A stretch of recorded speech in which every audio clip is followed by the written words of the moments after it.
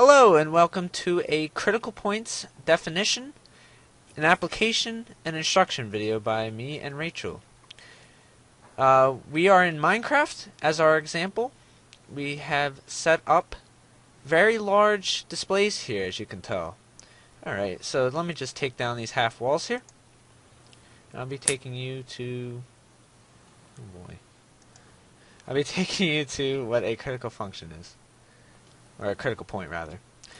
A critical point of a function of a real variable is any value in the domain where either the function is not differentiable or its derivative is 0.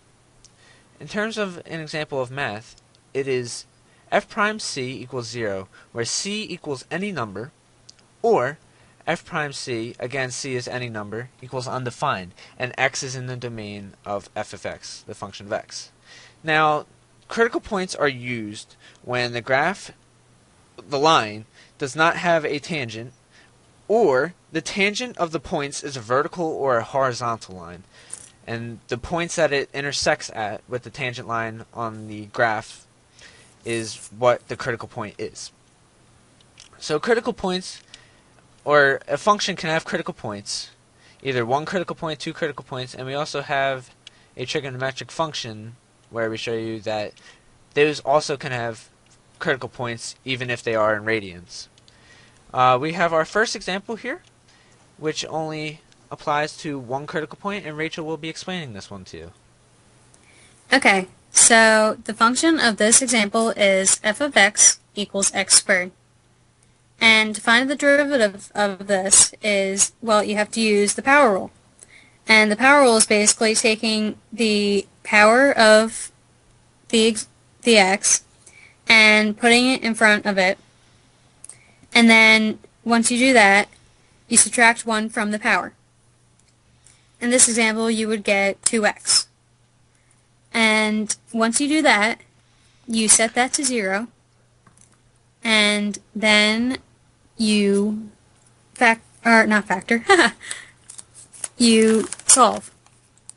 And that would in this example, x would equal 0. And that would be your critical point. Yep. And this is only one critical point in this function. We have an example here where we have two critical points at the ending. So go ahead. And with this, f of x equals x cubed minus 3 over 2 x squared. And the derivative of this is 3x squared minus 3x.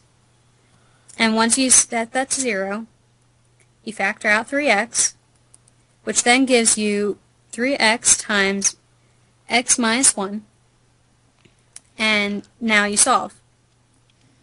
And once you solve this, you find that x equals 0 and 1. Yep.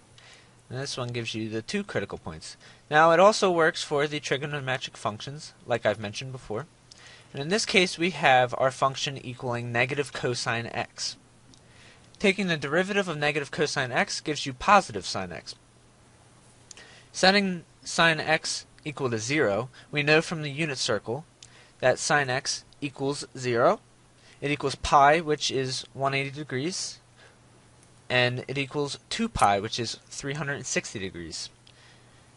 Critical points help you solve with concavity, increasing and decreasing, and they are the points, again, where the tangent lies on your graph.